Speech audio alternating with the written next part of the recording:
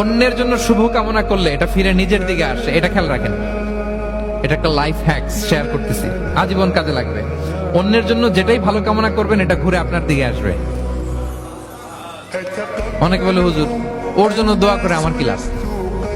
নিজের জন্য আল্লাহ আমারে মাফ করে দাও, আল্লাহ আমারে সমৃদ্ধি দাও, আল্লাহ আমার বেতন বাড়াও, আল্লাহ আমার ব্যবসায় বরকত দাও, আল্লাহ আমার ছেলেরা হাফেজ বানাও, আল্লাহ আমার বউ, আল্লাহ আমার মেয়ে, আল্লাহ আমার আমার আমার সব আমার ভালো আপনি চাচ্ছেন নিজের জন্য, অন্যদের জন্যও চান।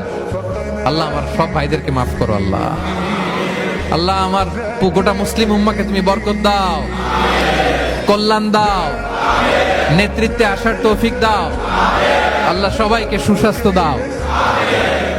এটা ফিরে আপনার দিকে আসবে।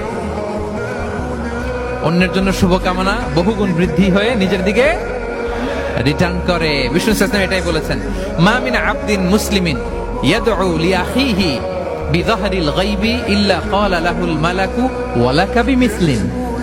কেউ যদি তার ভাইয়ের অনুপস্থিতি তার ভাইয়ের জন্য দোয়া করে, ফেরেশতারা ওই দোয়াটা তার জন্য আগে আগে করে।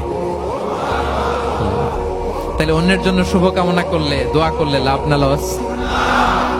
ধরেন আমি মোশাররফ ভাইয়ের জন্য দোয়া করলাম যে আল্লাহ মোশাররফ ভাইকে তুমি সুস্থ করে দাও, তখন ফেরেশতারা বলে আল্লাহ যিনি দোয়া করতেছে তার যদি কোনো রোগ বালাই থাকে আগে তারে সুস্থ করে দাও। ধরেন আমি বেলায়েত ভাইয়ের জন্য দোয়া করতেছি, আল্লাহ বেলায়েত ভাইয়ের এই সমস্যা আল্লাহ তুমি দূর